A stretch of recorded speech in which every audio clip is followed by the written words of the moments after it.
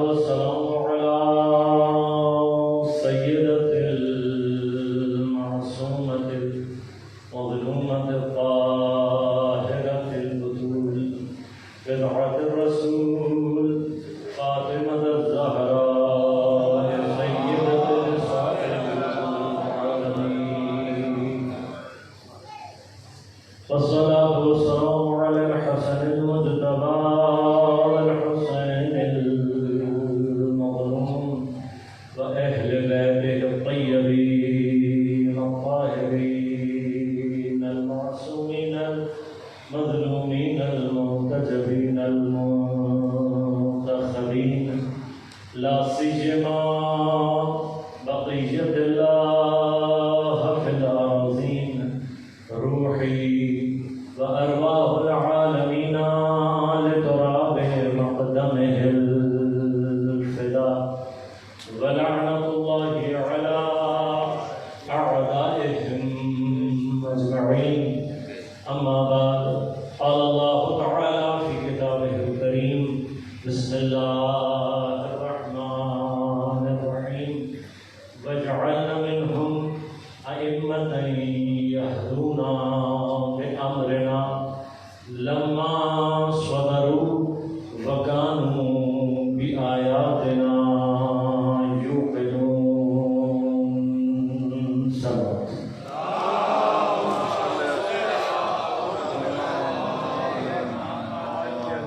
مومنین کرام، سامعین محترم، عزیزان کرام قدر، عزاداران سید الشہداء،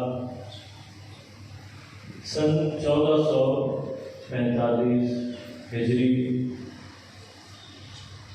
آغاز محرم الحرام سے ہوا چاہتا ہے، اور اس سال کے اس اشر اولا میں انشاءاللہ رب العالمین نے اپنی عنایات کو ہمارے لیے جاری فرمایا.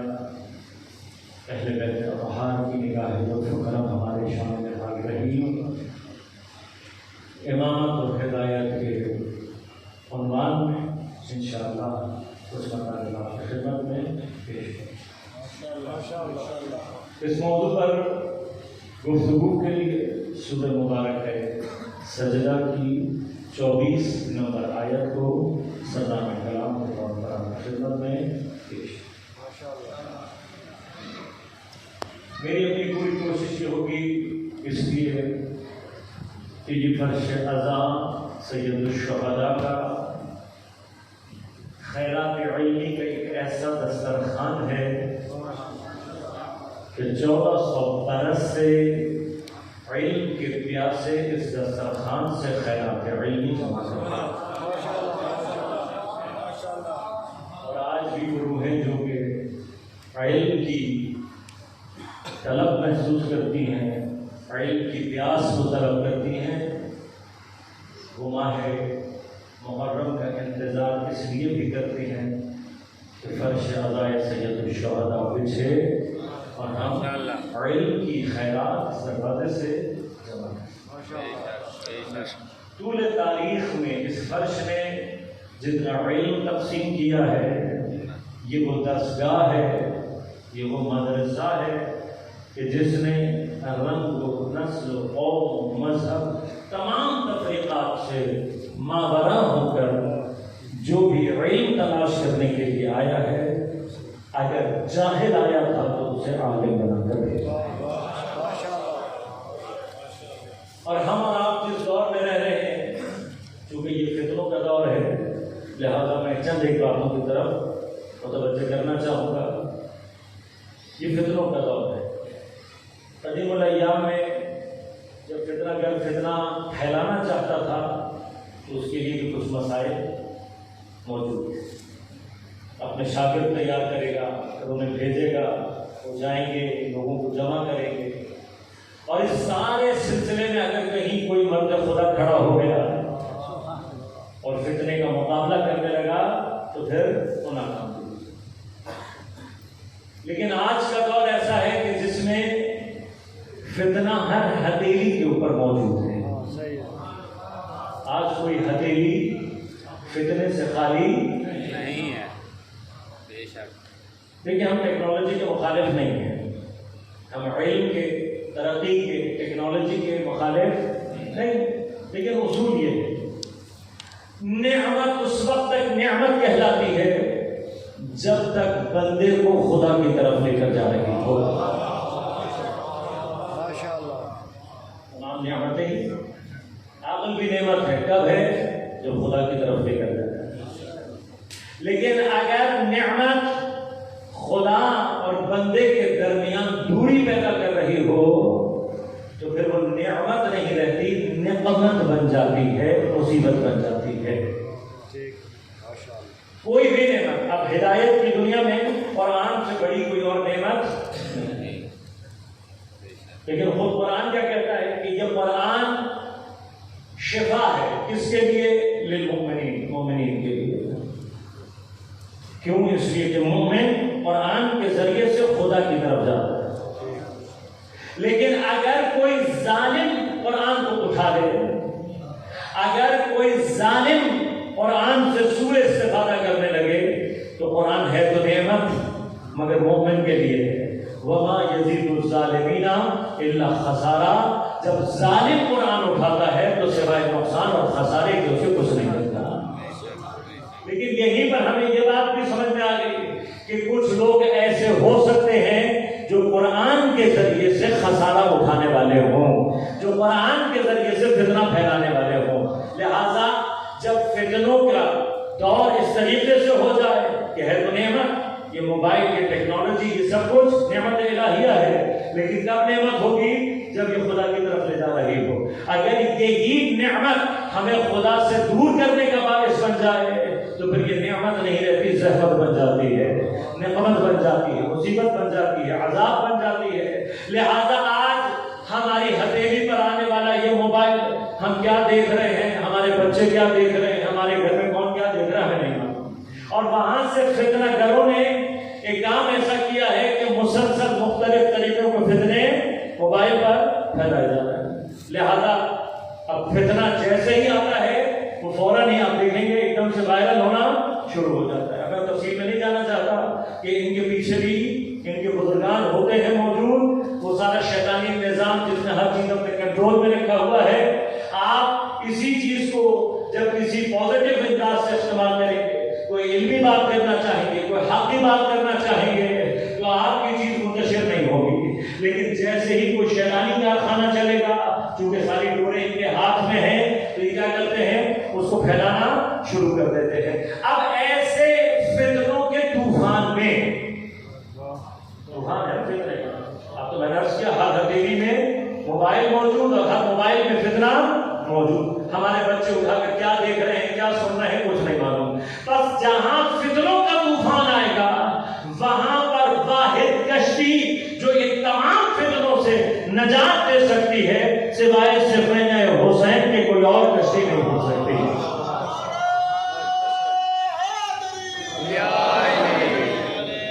حسین مصباح الہدی و سفینہ النجات۔ ہر دور کے فتنوں میں اگر کوئی کشتی نجات ہے تو سوائے امام حسین علیہ السلام کے کوئی اور کشتی نہیں ہے۔ اگر آج فتنوں کا طوفان ہے تو پھر اس منبر حسینی کو کشتی نجات کا کردار ادا کرنا ہے۔ لہذا ہماری سب سے پہلے علماء کی ذمہ داری ہے کہ وہ اس منبر سے آ کر سفینۃ النجات کی ذمہ داریوں کو ادا کرنا شروع کریں، وہ علمی مطالب بیان کرنا شروع کریں، دوبارہ سے منبر کے علمی قد کو اتنا اٹھایا جائے کہ ایک مرتبہ پھر یہ سننے کو ملے کہ شیعوں کا بچہ بچہ عالم ہوا کرتا ہے۔ یہ جملے ہم نے اپنے بچپن میں سنے، کیوں؟ اس لیے کہ ہمارے ماں باپ ہاتھ پکڑ کر لا کر ہمیں کسی ممبر کے پائی کے پاس بٹھاتے تھے۔ علماء کو سنا، آج اس ممبر پر بیٹھے ہوئے ہیں۔ آج یہ ممبر دوبارہ ہم سے یہی تقاضا کر رہا ہے کہ اس ممبر کے علم کو اس مقام پر لے کر جاؤ کہ بچہ یہاں پر بچہ آ کر جائے، جب واپس جائے تو عالم آل محمد کہلا رہا ہوگا۔ لہٰذا ممبر کی ذمہ داری، اور اس ذمہ داری میں ایک اہم کردار یہ ہے کہ لوگوں تک علم آل محمد علیہ السلام پہنچائے۔ ہدایت کا سب سے اہم ترین مرکز مسلمانوں کے درمیان لیکن میں نے عرض کیا کہ خود قرآن کہتا ہے وما یزید الظالمین الا خسارا، یہ قرآن اگر ظالم کے ہاتھ میں چلا جائے تو سوائے گھاٹے اور نقصان کے اسے کچھ نہیں پہنچاتا۔ لہذا آج کچھ لوگ یہ کام کر رہے ہیں، ہمیں بڑی امید ہو گئی تھی کہ ہمارے مقابل پر بھی کچھ پڑھے لکھے لوگ آنا شروع ہو گئے، کوئی انجینئرنگ کی ڈگری لے کر آ رہا ہے، کوئی ڈاکٹر کی ڈگری لے کر آ رہا ہے، اب انہوں نے علم دین پڑھنا شروع کر دیا، تو ہم نے تھوڑی دیر کے لیے سوچا کہ چلو اب انجینئر ہے، ڈاکٹر ہے، اب یہ پڑھا لکھا آدمی آیا ہے، کم از کم یہ علمی خیانت نہیں کرے گا۔ دیکھیے 1400 سال سے ہم جس چیز جو مصیبت ہمیں سب سے بڑی پیش آئی وہ کیا ہے؟ ہمارے خلاف پروپیگنڈا بہت ہوا ہے، سب سے زیادہ ہم جس چیز کا شکار ہوئے وہ کیا ہے؟ پروپیگنڈا۔ لہذا جو بھی ہمارے نزدیک آتا ہے اسے حقیقت پتہ لگ جاتی ہے، اور یہ فرش حسین بچھایا ہی اسی لیے جاتا ہے۔ اب کوئی اپنی حاجتوں کے ہی بہانے چلا آئے تو صحیح، دیکھے تو صحیح فرش حسین پر مل کیا رہا ہے۔ یہ آگے اپنا نصیب ہے کہ کوئی فرش عزا پر آ کر صرف حاجت لے کر واپس جاتا ہے، یا اپنے دل کو ایمان کے نور سے بھی بھر کر جاتا ہے، اب یہ نصیب کا مسئلہ ہے۔ لیکن ہمارا کام کیا؟ ہمارا کام ہے کہ ہم اس فرش عزا سے علم کی اور عقل کی اور دین کے اس نور کو پھیلاتے رہیں کہ جو اہل بیت اطہار کا ورثہ ہے اور جو ہمیں دے کر گئے ہیں اہل بیت اطہار۔ لیکن پڑھے لکھے لوگوں سے توقع رہتی ہے کہ وہ کم از کم علمی خیانت نہیں کریں۔ اب علمی خیانت کیا ہے؟ علمی خیانت یہ ہے کہ آپ کسی کی بھی بات کو آدھا نقل کر دیں، اور یہ آج کل ہو رہا ہے، آپ نے دیکھا ہوگا، ہر کچھ دنوں کے بعد ایک کلپ چل جاتی ہے، آپ بھی جذباتی میں آ کر فوراً کلپ کو آگے بڑھا دیتے ہیں، اس کے اوپر ریئیکشن شو کرنا شروع کر دیتے ہیں، جبکہ اصول کیا ہے؟ پہلے یہ جانو کہ پوری گفتگو کیا ہو رہی ہے، بات کیا ہو رہی ہے، درمیان کا ایک کلپ کاٹ کر چلا دینا یہ علمی خیانت ہے۔ آج بھی یہ ہو رہا ہے، آج سے نہیں ہو رہا، یہ 1400 سال سے ہو رہا ہے کہ آدھا قرآن بیان کرو، آدھی آیت بیان کر دو، آدھی روایت بیان کر دو، یا وہ بیان کرو جو اپنے فائدے کا ہے، جس سے اپنا مقصد نکلتا ہے۔ دیکھیے قرآن نے اگر چند آیات سے یا ایک آیت سے پورا دین پہنچانا ہوتا تو خدا کو 6666 آیتیں نازل کرنے کی ضرورت نہ پڑتی۔ تو قرآن نے اگر 6600 آیات نازل کی ہے، 6666، تو اس کی کوئی وجہ تو ہوگی نا۔ اب وہ وجہ کیا ہے؟ ایک آیت کافی نہیں ہے۔ اب آپ قرآن کی کوئی ایک آیت اٹھا لیں، کسی ایک آیت کا کوئی ایک حصہ بیان کریں، اگلے حصے کو بیان نہ کریں، تو کیا ہے؟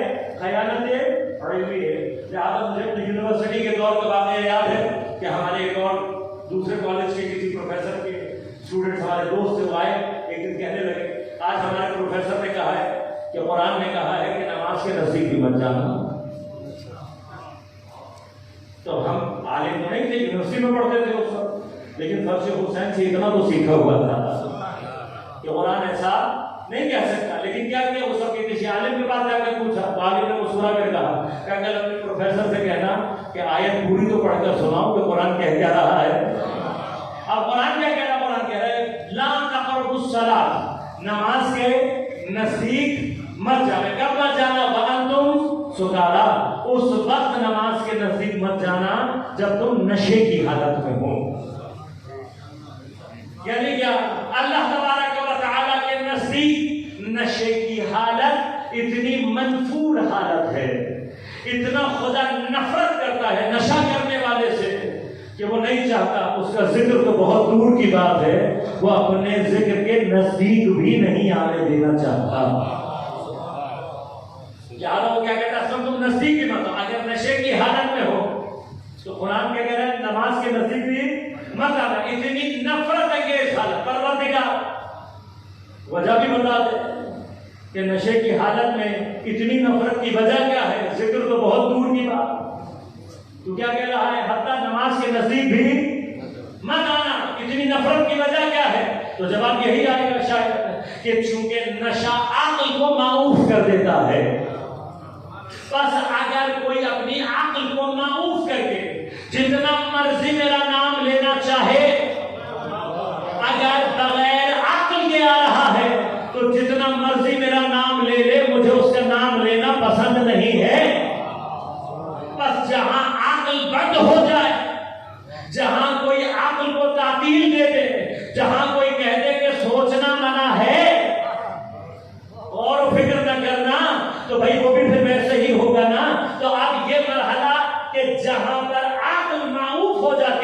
ایک تو نشے سے ہوتی ہے.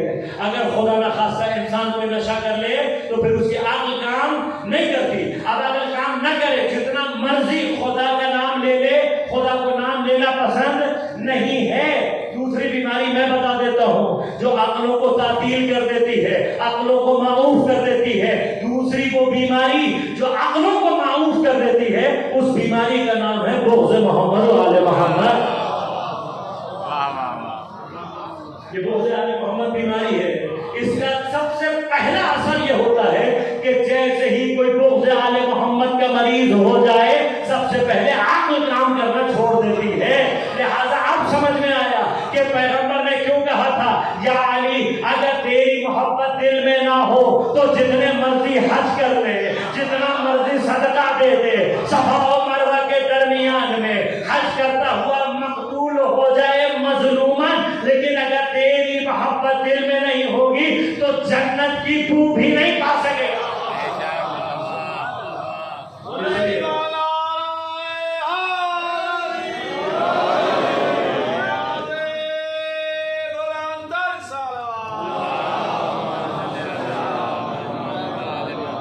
لہذا اب اگر قرآن کو سمجھنا ہے تو آپ لکھو, اس لیے کہ قرآن کی ڈیمانڈ افلا یتدبرون القرآن, تو قرآن کے اندر تدبر کیوں نہیں. لہذا میں صرف اپنے نوجوان ساتھیوں کو سمجھانے کے لیے چند باتیں کروں گا, پھر تیزی سے آگے بڑھوں گا, کیونکہ یہیں سے ایک مقدمہ میں نے تیار کرنا ہے. انشاءاللہ اسی مقدمے میں چل کر آگے ان تمام ایام گفتگو آپ کی خدمت میں پیش کروں. ماشاءاللہ. قرآن کے بارے میں ایک شبہ یہ پھیلایا جا رہا ہے کہ جب قرآن عربی میں نازل ہو گیا تو کسی سے تفسیر کرانے کی کیا ضرورت ہے؟ قرآن سمجھنے کے لیے کسی کے دروازے پر جانے کی ضرورت.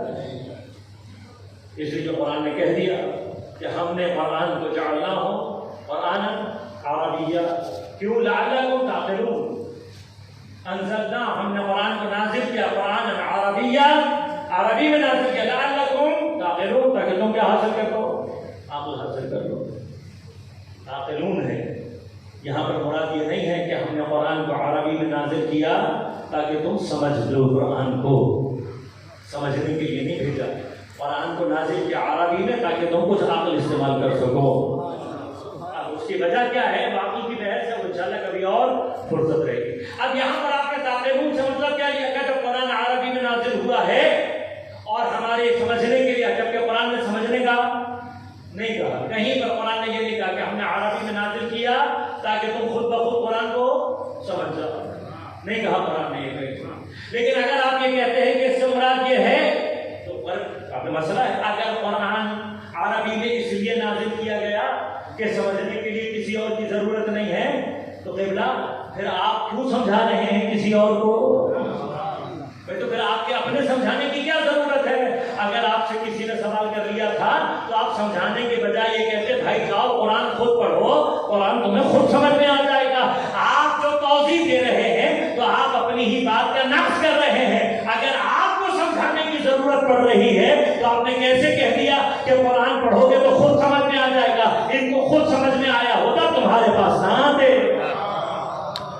تو تمہیں سمجھانے کی ضرورت پڑ گئی. بس تمہارا اپنا عمل نقص ہے, تمہاری اپنی بات کا. لیکن میں ایک اسٹیپ اور آگے چلتا ہوں, میں مان لیتا ہوں آپ کی بات کہ قرآن عربی میں نازل ہوا تاکہ لوگ خود سمجھ جائیں. تو قبلہ کم از کم پہلا مرحلہ اللہ تبارک و تعالیٰ کو چاہیے تھا کہ اگر قرآن عربی میں نازل کیا کہ لوگ سمجھ سکیں تو پھر سب لوگوں کی زبان اللہ نے عربی قرار کیوں نہیں دی؟ قرآن اٹھا کر دیجیے. اللہ تعالیٰ کیا کہتا ہے, یہ جو تمہاری زبانوں کا اختلاف ہے یہ ہم نے پیدا کیا ہے.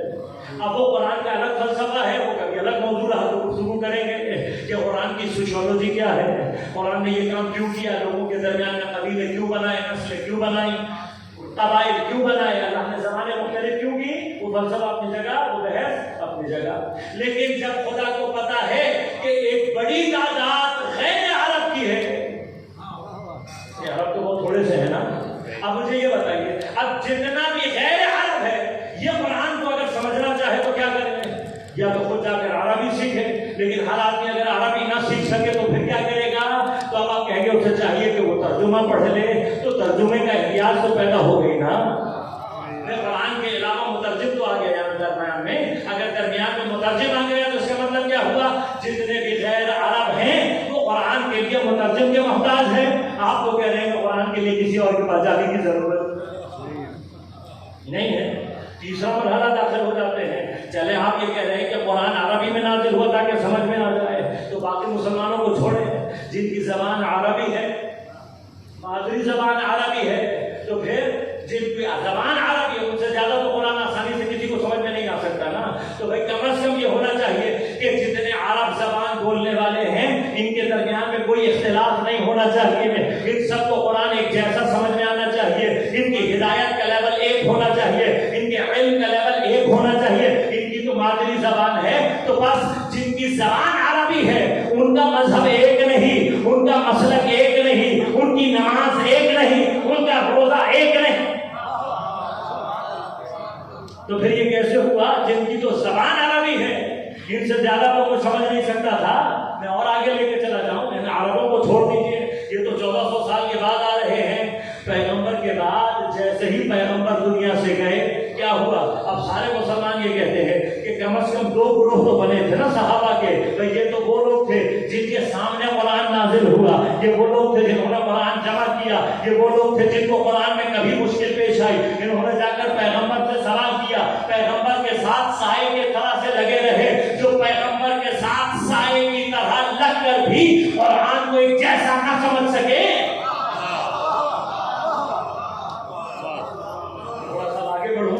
آگے بھی بڑھ جاؤں تھوڑا سا مولانا, جہاں آپ نے یہ بات کی تھی کہ قرآن یہ کہہ رہا ہے کہ یہ عربی میں نازل ہوا تاکہ تم اس کو سمجھ سکو اور تمہیں کسی تفسیر کی ضرورت نہیں ہے, تو قرآن کی صرف یہ ایک آیت تو نہیں ہے, قرآن کی کچھ اور آیتیں بھی ہیں. اب اگر آپ کے حافظے میں نہیں رہی تو میں بتا دیتا ہوں, سورہ مبارکہ آل عمران 7 نمبر آیت ہے. پروردگار نے اسی قرآن کا تعارف کراتے ہوئے بتایا کہ ہم نے اس میں آیات کو نازل کیا. 2 طرح کی آیات ہیں, کچھ محکمات ہیں ورنہ ام الکتاب. یہ کیا ہے؟ یہ کتاب کا بڑا حصہ ہے جو محکمات ہے.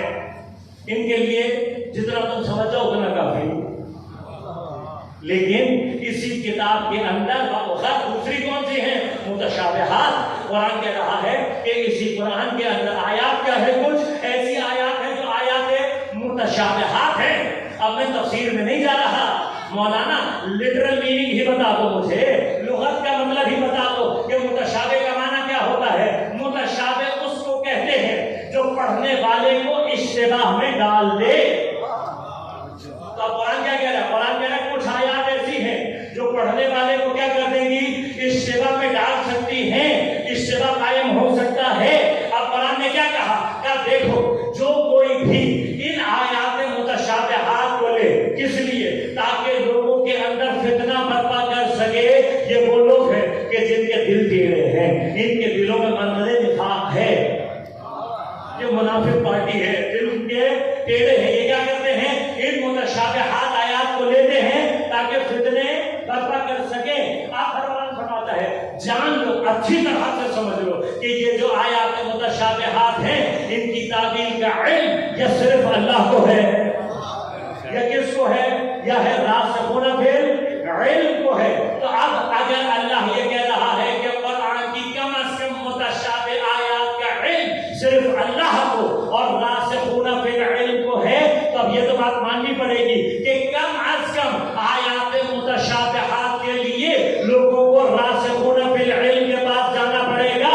اب اگر ہر کوئی راسخون فی العلم نہیں ہوتا تو ابھی میں راسخون فی العلم کا معنی نہیں کر رہا, صرف ظاہری معنی, صرف لغوی معنی سے آپ سے سوال کرتا ہوں کہ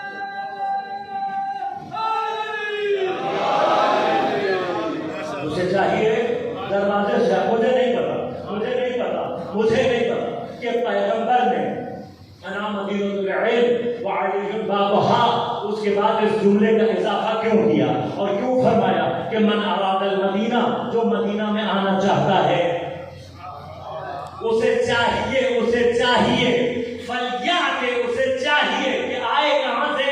من باب، ہاں صرف دروازے سے آئے۔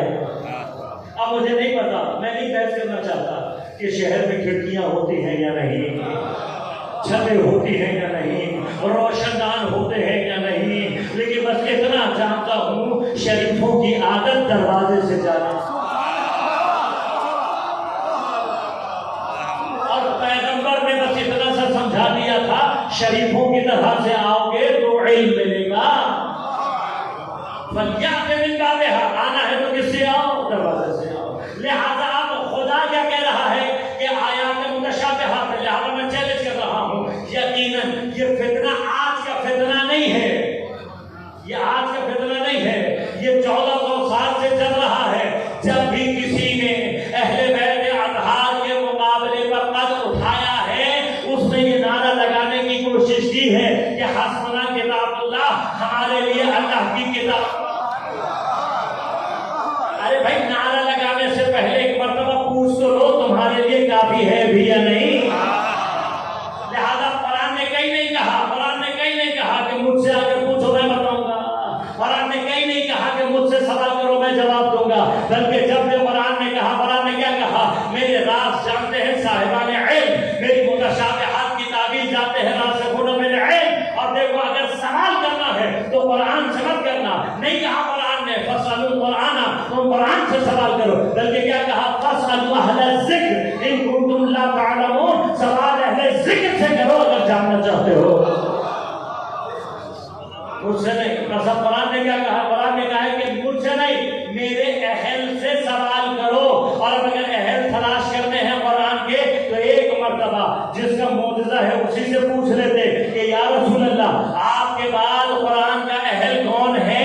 تو پیغمبر نے سب کو مخاطب کر کے فرمایا انی تارک فیکم الثقلین، کتاب اللہ و عترتی اہل البیت، میں اپنے تمہارے درمیان دو چیزیں چھوڑ کر جا رہا ہوں، صرف قرآن نہیں، اپنے اہل بیت بھی چھوڑ کر جا رہا ہوں۔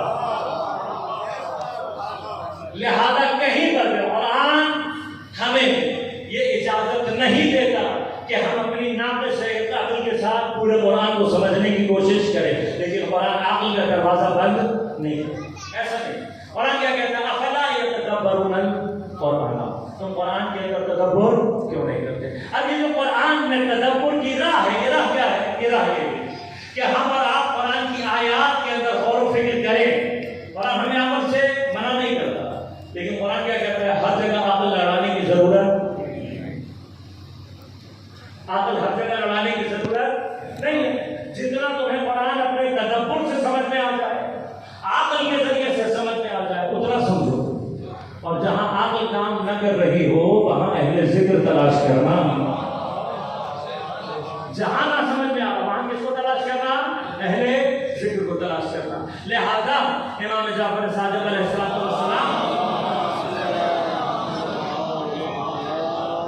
اور دیگر ائمہ سے جو روایت ہے کہ ہماری احادیث کو قرآن کے اوپر پیش کرو، جو مخالف ہو اسے رد کر دو، دیوار پہ لے مارو، یہ جو امام نے فرمایا یہ محکمات سے متعلق ہے۔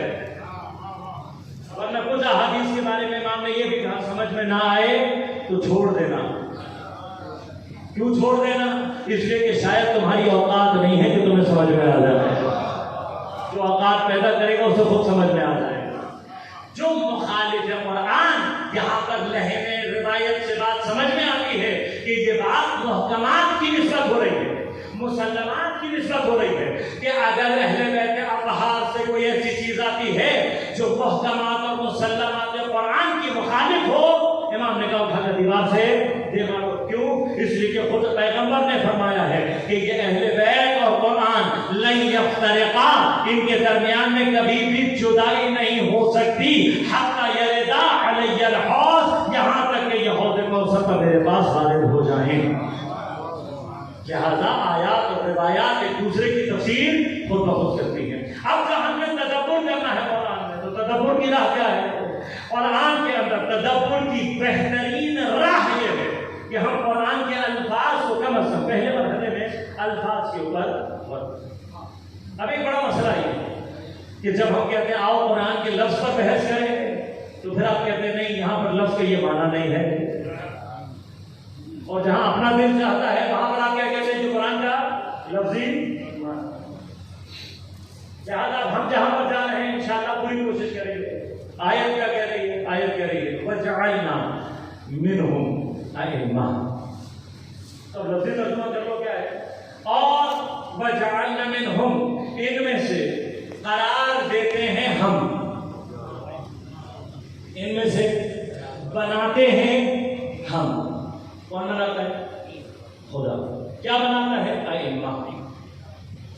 بس اللہ بناتا ہے کون؟ امام۔ تو بس لفظی مطلب ہی نکال لو نا قرآن سے۔ قرآن لفظی نے مطلب نکال کے کیا کر رہا ہے کہ بھئی جو بھی جس طرح کا بھی امام ہوگا، ابھی میں بحث نہیں کر رہا، میں تو قرآن کے لفظ کی طرف لے کر آ رہا ہوں۔ جب بھی کہیں پر کوئی بھی امام ہوگا بنائے گا کون؟ اللہ۔ تو اتنا مطلب تو لفظ سے نکل آیا نا، امام یا رہبر جب بھی ہوگا تو خدا کہہ رہا ہے وَجَعَلْنَا مِنْهُمْ أَئِمَّةً، اور ہم ہیں جو ان میں سے امام بناتے ہیں۔ تو قرآن کے ترجمے سے اتنا سمجھ میں نہیں آیا کہ دین میں رہبر جب بھی چاہیے اللہ بنائے گا، تم سے نہیں بنوائے گا۔ لیکن بھی قرآن کے لفظی معنی لے لو وَجَعَلْنَا مِنْهُمْ أَئِمَّةً، اللہ کا کام ہے امام بنانا، تو تمہیں تکلیف کرنے کی کیا ضرورت ہے؟ بھئی اللہ کا کام ہے۔ اتنا تو بھروسہ رکھو جس نے 1,24,000 انبیاء بھیج دیے، تھوڑا سا صبر کر لو، امام بھی بھیج دے گا۔ پریشانی کی کیا بات ہے؟ بھئی 500 سال پہلے پیغمبر سے 500 سال پہلے بھی تو صبر کیا نا۔ پیغمبر اور حضرت عیسیٰ کے درمیان زمانہ فطرت ہے۔ اب اس زمانہ فطرت میں اللہ نے کوئی نبی نہیں بھیجا، تو آپ کہتے تھے کہ اب اس کے بعد کوئی نبی نہیں آئے گا۔ جیسے ہی تم نے کہا ہدایت بند ہو گئی، اللہ نے آخری نبی بھیج دیا۔ تو اب 500 سال تک جو نبی روک کے رکھے وہ تمہیں اتنا تو سمجھا رہا ہے نا کہ تم تھوڑا سا انتظار کر لو، میں نبی بھیج دوں گا۔ تو نبی نے جب نبوت ختم کر دی تو تھوڑی دیر انتظار کر لیتے، اللہ امام خود بخود بھیج دیتا۔ اپنا بنانے کی کیا ضرورت ہے؟ لہذا خدا کیا کہہ رہا ہے وَجَعَلْنَا مِنْهُمْ أَئِمَّةً، اور ہم قرار دیتے ہیں ان میں سے کن کو؟ ائمہ کو، اماموں کو۔ يَهْدُونَ بِأَمْرِنَا، یہ کیا کرتے ہیں؟ ہدایت کرتے ہیں ہمارے، یہ کرتے ہیں ہدایت ہمارے امر سے۔ بس اللہ جب امام بنائے گا تو ہدایت بھی کیسے ہوگی؟ بِأَمْرِنَا۔ تو بہت واضح ہو گیا، جسے اللہ نہیں بنائے گا وہ ہدایت بھی اللہ کے امر سے نہیں کر سکتا۔ تو اگر ہدایت لینی ہے تو اللہ کا بنایا ہوا ڈھونڈنا پڑے گا۔ یہ لٹرل معنی ہے، میں تو صرف لغت میں بحث کر رہا ہوں، ابھی آگے نہیں جانا۔ یہ جو امام ہے جو ہمارے امر سے ہدایت کرتے ہیں، ان کی پہچان کیا؟ لما صبروا، یہ وہ ہے جو صبر کرنے والے ہیں۔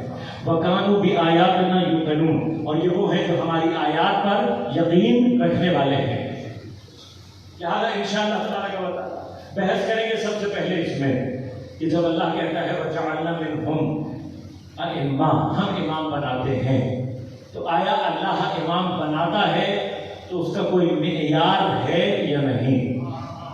اللہ نے امام بنانے کا کوئی معیار قرار دیا ہے یا نہیں؟ یہ پہلی بات۔ اسی کے اندر بحث یہ بھی ہے کہ لفظ امام کا کیا معنی ہے،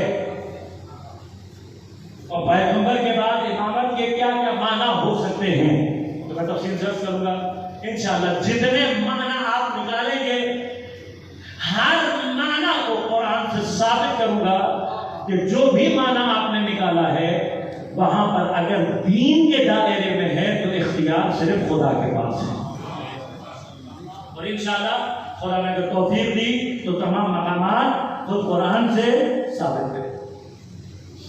بس یہ ثابت کریں گے کہ خدا جب امام بناتا ہے تو معیار کیا ہے، اور آپ امامت کی جو تعریف کریں، امامت کے لیے جو لفظ استعمال کریں، اگر دین کے دائرے میں ہے تو قرآن سے ثابت۔ اور پھر ہدایت کسے کہتے ہیں اور امر الہی کیا ہوتا ہے، انشاءاللہ یہ بتا دیں۔ انشاءاللہ خدا نے توفیق دی، ان دلوں میں آپ کی خدمت میں پیش آج ایک مسافری مقدماتی کچھ باتیں اور پھر گفتگو کو اختتام کریں۔ جیسے ہی لفظ امام آتا ہے خود بخود سیاست کا تصور ساتھ ساتھ آ جاتا ہے۔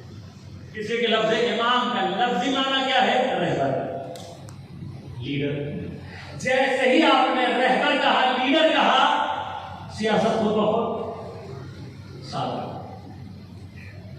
امامت وہ موضوع ہے کہ قزوینی نے اپنی ملل و نحل میں یہ لکھا، علماء تفتزانی نے اپنی ملل و نحل میں لکھا ہے، یہ جملہ ہے علماء اہل سنت کے بہت بڑے عالم، تاریخ کی کتاب ملل و نحل، اس میں لکھتے ہیں امامت کا وہ موضوع ہے کہ جس پر جتنا تلوار چلی اور جتنا خون بہا، کسی اور موضوع کے اوپر اتنی تلوار نہیں چلی، اتنا خون نہیں۔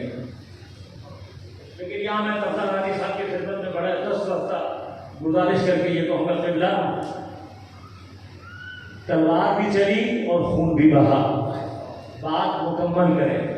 ہم سے زیادہ نہ کسی پر تلوار چلی، نہ ہم سے زیادہ کسی کا خون بہا۔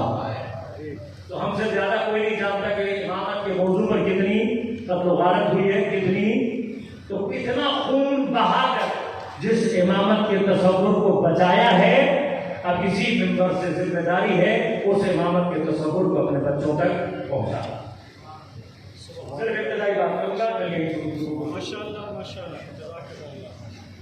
سیاست کے دنیا میں دین سے باہر نکل کر دو بڑے تصور ہیں، آمریت اور جمہوریت، ڈکٹیٹرشپ اور ڈیموکریسی، یہ دو تصور۔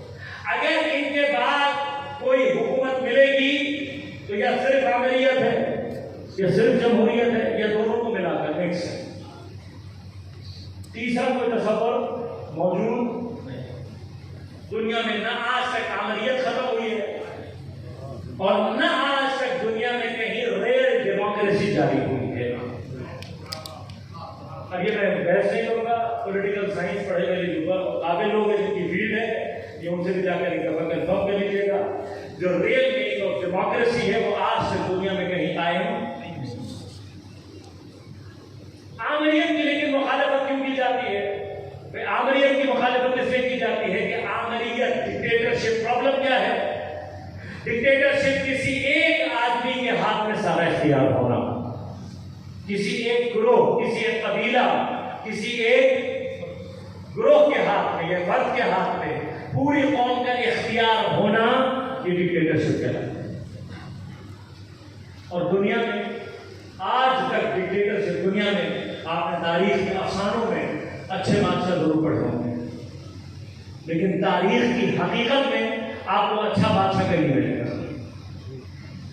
اس کی وجہ کیا ہے؟ اس کی وجہ یہ ہے کہ اکثر تاریخیں چونکہ بادشاہوں کے دربار میں ان کی چھوڑی ہوئی ہڈیوں کو چوس کر لکھی جاتی تھی، یہ پورے اوتھینٹسٹی کے ساتھ کیا ہوں معذرت کے ساتھ، لیکن تاریخ جتنی لکھی گئی ہے وہ زیادہ تر تاریخیں وہ ہیں کہ جو ڈکٹیٹرز کے دسترخوان پر بیٹھ کر لکھی گئی ہیں، اور انہوں نے کوشش کیا کی کہ اپنی جتنی گناہ انہوں نے کی ہیں ان کو چھپا سکیں، لہذا اپنی بہت اچھی شکل بنا کر پیش کرنے کی کوشش کی۔ مظلوموں کی تاریخ آج تک لکھی نہیں گئی ہے۔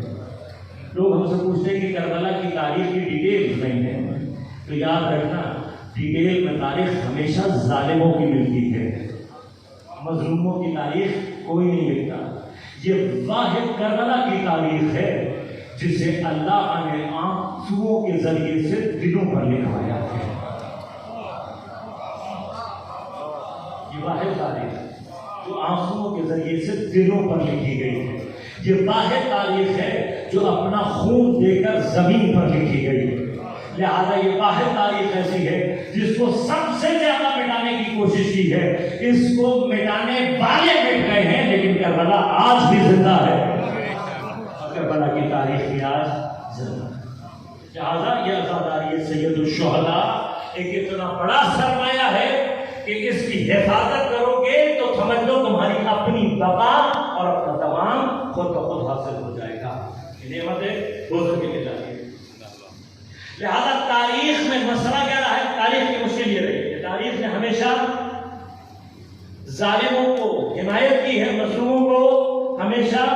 دبانے کی کوشش، تاریخ کی مشق۔ لہذا آپ کو تاریخ میں کہیں پر بھی کوئی اچھا بادشاہ، وہ بادشاہ جس کے بارے میں آپ نے سنا کہ اپنی ٹوپیاں سی کر اپنا گزارا کرتا تھا، وہ بادشاہ جس کے بارے میں آپ نے سنا کہ قرآن لکھ کر اپنے گزارا کرتا تھا، جب حقیقی تاریخ میں جا کر دیکھیں گے تو پتہ لگے گا اپنے باپ کا قاتل بھی یہی تھا، اپنے بھائیوں کا قاتل بھی یہی تھا، اپنے تخت کے لیے ہزاروں کو قتل کر کے جو تخت پر آنے والا ہو وہ ٹوپیاں سی کر گزارا نہیں کرتا۔ تاریخ کے جھوٹ ہے، یہ اتنے وحشی رہے ہیں، یہ تخت کی لالچ میں کسی بھی سچ کو دبانے اور مٹانے سے گریز نہیں کرتے۔ تاریخ کی تو بہت دور کی بات ہے، آپ آج کسی ڈکٹیٹر کے مقابلے پر سچ بول کر دکھا دیں، تفصیل میں نہیں جاؤں گا۔ ہاں، آج بھی زمانے میں طاغوت موجود ہے، آج بھی زمانے میں ڈکٹیٹر موجود ہیں، آپ ان کے خلاف بول کر دکھا دیں، خود بخود آپ کو پتہ لگ جائے گا تاریخ کیسے لکھی جاتی ہے۔ لہذا دنیا میں عامریت کو کبھی بھی پسند نہیں کیا گیا، کیوں؟ اس لیے کہ ایک شخص، ایک گروہ، ایک پارٹی جس کے ہاتھ میں یہ آ جائے گی، وہ اپنے منافع کے لیے دوسروں کے منافعوں کو ہمیشہ قربان کریں گے۔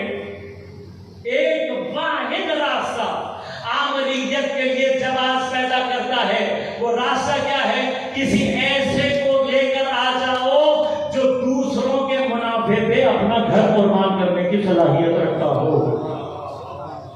اب ایسا ہو سکتا ہے یا نہیں، یہ الگ بحث ہے، میں ابھی اس بحث میں نہیں جا رہا، لیکن اگر پاسبلٹی تو ہے، امکان تو ہے، اگر کوئی ایسا ڈکٹیٹر میں جائے تو وہ کہتے ہیں کہ ڈکٹیٹر، پھر یہ ڈکٹیٹر نہیں کہلاتا، ڈکٹیٹر کہلاتا ہی اس وقت ہے کہ جہاں پر وہ اپنے اختیارات سے اپنے منافع کے لیے دوسروں کے منافع کو استعمال کرے۔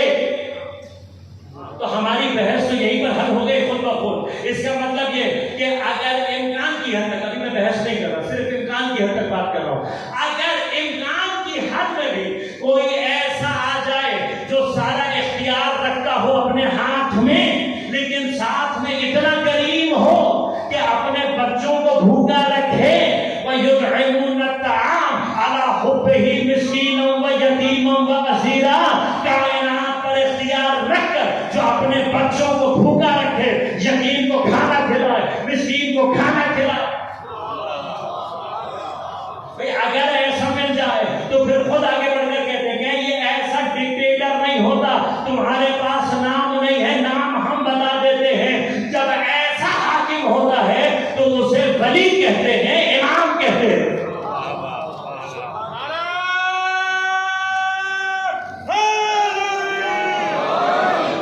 لہذا اب دنیا میں دو نظام، یا جمہوریت یا آمریت۔ دنیا نے آمریت کو رد کیا، کیا کہ ایسا ممکن نہیں، اب ہے یا نہیں یہ بحث کریں گے انشاءاللہ تبارک و تعالیٰ۔ دین کی نظر کیا ہے یہ پیش کریں، ممکن نہیں۔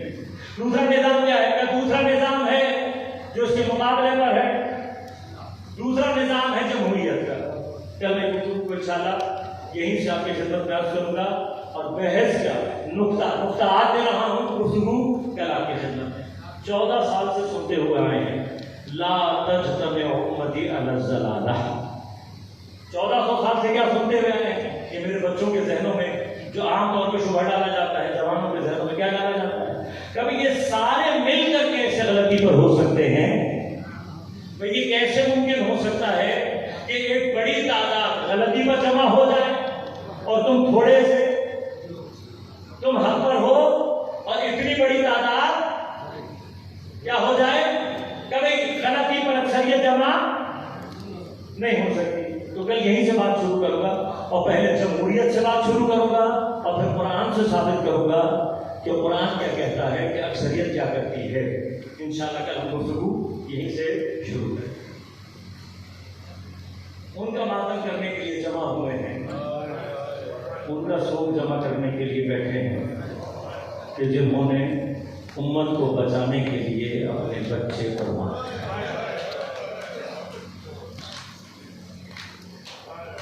اس عزاداری کا تحفظ خدا کے لیے، میرے بچوں، میرے جوان، اس لیے کہ اس کا تحفظ تمہارا تحفظ ہے۔ لہذا یہ جو شبہات ڈالے جاتے ہیں ان کو خود بھی سمجھو اور آگے بھی ان تمام شبہات کو جہاں کہیں پر بھی مقابلہ کیا کرو، جواب دیا کرو۔ رونا حرام ہے، رونا کسی مردے کے لیے رونا، کبھی زیادہ سے زیادہ پیغمبر نے کہا ہے کہ 3 دن تک عزاداری کر لو، 3 دن تک رونا کر لو، اس سے زیادہ جائز نہیں۔ لیکن خیانت علمی مناسیہ تاریخ ہمیں سب سے زیادہ نقصان کس نے پہنچایا ہے؟ اسی خیانت، آدھی آیت پڑھتے ہو، اپنی مرضی کی آیات پڑھتے ہو، میں دونوں طرف کی آیات پڑھو نا، پوری آیات پڑھو، حدیثیں بھی پوری بیان کرو۔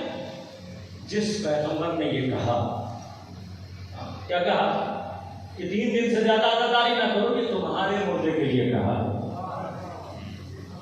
اور وہ بھی چونکہ انسانیت کا مذہب ہے اس لیے کہہ رہا، ورنہ تمہارے مردے تو اس قابل بھی نہیں، لیکن انسانیت کا مذہب ہے اس لیے کہا۔ ورنہ یہی نبی، اور میرے بچے خاص طور پر نوجوان ان باتوں کو یاد رکھیں، جب تم سے کوئی کہے کہ پیغمبر نے عزاداری کب کی، تو کہنا ہم سے مت پوچھو، گوگل سے جا کر پوچھ لو۔ ہماری بات پہ تو یقین نہیں آتا نا تمہیں، گوگل پہ یقین آ جاتا ہے، لکھو عام الحزن، غم کا سال لکھو، ہم نہیں بتائیں گے، گوگل بتائے گا کہ عزاداری کیسے ہوتی ہے۔ جب تم عام الحزن لکھو گے کیا آئے گا؟ تمہارے پاس آئے گا ایک پورا سال کیا ہوا؟ جناب ابو طالب علیہ السلام، جناب خدیجہ الکبریٰ سلام اللہ علیہا، ان دو اسلام کے محسنوں کی جب وفات ہوئی ہے تو پیغمبر نے 1-2 دن نہیں، 1-2 ہفتے نہیں، مہینے نہیں، بلکہ پورا 1 سال حزن منایا بھی، منوایا بھی، صرف 1-2 دن نہیں، پورا سال۔ اور پھر جب سید الشہداء کی بات آتی ہے تو پھر یہ واحد غم ہے جو واقع ہونے سے پہلے پیغمبر کو رو رہا ہے۔ لہٰذا یاد کرو، یہ باتیں یاد کرو کہ امام حسین پر روتے ہو کیوں؟ پیغمبر روئے، ہم روئے، اور تمہاری اپنی کتابیں، صحیح مسلم کی حدیث، جناب عبداللہ بن عباس، جناب ام سلمہ سلام اللہ علیہا روایت، یاد کرو، یہ روایتیں یاد رکھو، اور جہاں کوئی تم سے پوچھے اس کو سناؤ۔ اہل سنت کی روایت، صحیح مسلم کی روایت کیا ہے کہ پیغمبر ایک مرتبہ جناب ام سلمہ کے حجرے میں آئے، اور حالت کیا ہے؟ پیغمبر کی بال بکھرے ہوئے، گریبان کھلا ہوا ہے، آنکھوں سے اشک جاری ہے، ہاتھ میں ایک شیشی ہے، شیشی میں کچھ خاک ہے، مٹی ہے تھوڑی سی۔ جب جناب ام سلمہ نے دیکھا، مطلب دھڑک کر پوچھا کہ یا رسول اللہ، اتنا گریاں، اتنا محزون، میں اپنے لفظ میں کہہ دوں، اتنا عزادار تو میں نے آپ کو کبھی نہیں دیکھا۔ پیغمبر کی آنکھوں سے اشک جاری ہو رہا ہے، سنت پیغمبر ہے، یہ واحد واقعہ ہے۔ ابھی 50 سال ہے کربلا کو واقع ہونے میں، ابھی 50 سال ہیں، ابھی 50 سال، یہ 50 سال پہلے پیغمبر بتا رہے ہیں۔ جناب ام سلمہ فرمایا جبرائیل آیا تھا، کربلا کا واقعہ سنا کر گیا، اب پتہ لگا کس کی سنت ہے، اب پتہ لگا کہ عزاداری کس کا حکم ہے۔ جبرائیل خدا کے حکم کے بغیر کچھ نہیں کرتا، اگر جبرائیل آ کر سنا رہا ہے کربلا کے واقعات تو خدا کا حکم ہے، جو مصائب خدا پڑھے وہ حسین کے مصائب ہے، جس پر گریہ نبی کرے وہ حسین کا ماتم ہے۔ پھر کیا ام سلمہ، ابھی حسین قتل نہیں ہوا ہے، ابھی حسین قتل نہیں ہوا ہے، لیکن ام سلمہ یہ مٹی مجھے دے کر گیا ہے جبرائیل، ام سلمہ یہ اپنے پاس رکھنا، جس دن یہ مٹی خون میں تبدیل ہو جائے سمجھ لینا کہ میرا حسین میری امت کے ہاتھوں قتل ہو